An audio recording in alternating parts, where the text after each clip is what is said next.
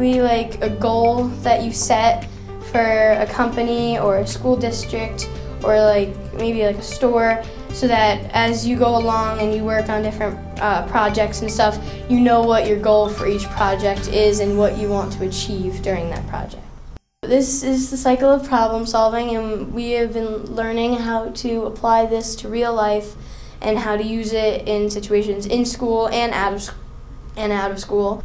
This is a cycle or a circle sort of system, because you go through with one problem, but you never really stop. Like, you always can have another problem to fix and another problem to fix, whether it's big or whether it's small. You could just keep on going around. The cycle of problem solving can't go without critical and creative thinking.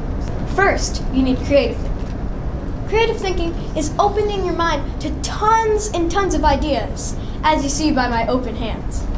Critical thinking is narrowing down your thoughts and ideas to only one. The problem we were trying to solve was to educate people about digital citizenship.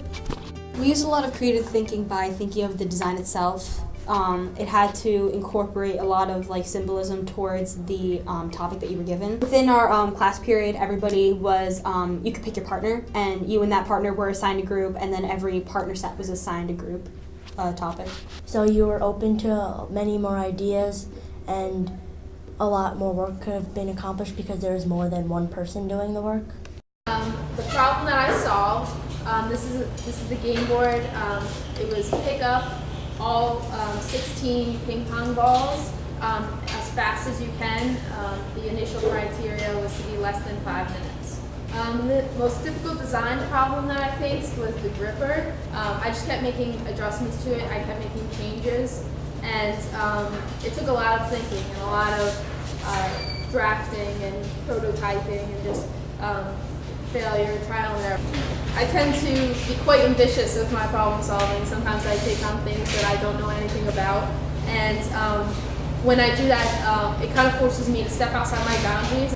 It's helped me to understand math more, to see it in a real life context instead of just on paper or on a board or something.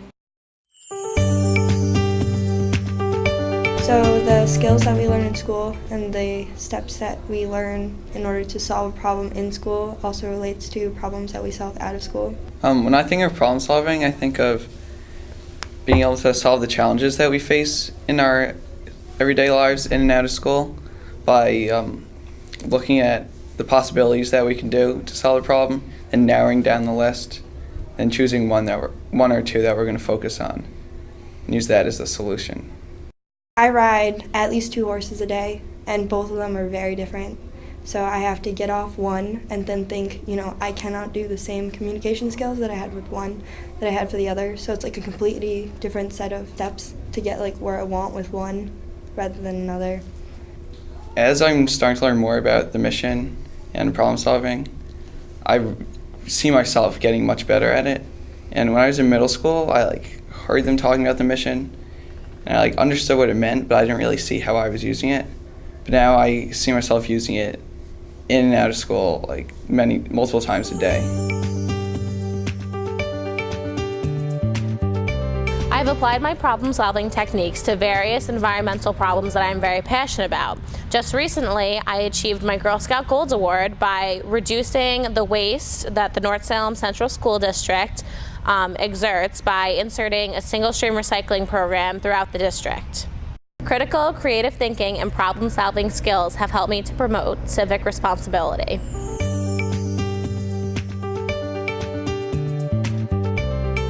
I think for younger students, they just should really know about problem solving. That is extremely useful, and the more you think about it when you do it, the more feedback you'll get, whether it's from yourself, whether it's feedback from your teachers, from your peers, because if they can think about the process that they're going through as they do it, then it'll be easy to identify, all right, here's where I succeeded, this is what I did well, here's where I need to improve. And if you learn how to patch up each step of the cycle, you're just going to perfect it as you go forward. Normally you don't know that you're doing problem solving, you're just doing it on your own without realizing it. And it's interesting to think that you're actually doing it every day, a lot. problem solving is really every aspect of life, whether it's a social problem, a school problem, whether I'm solving a problem outside of school, community service, an extracurricular activity. While it's not the same process for every problem, because every problem's different, I can adapt the methods that I use. Every problem you solve makes you a better problem solver because it's just more experience in a different field. And the more you do, the better you get at all types of problem solving. I think it's really important to know how to problem solve in your life because life isn't easy. I am proud that I have been able to use my critical, creative thinking and problem solving to make an impact on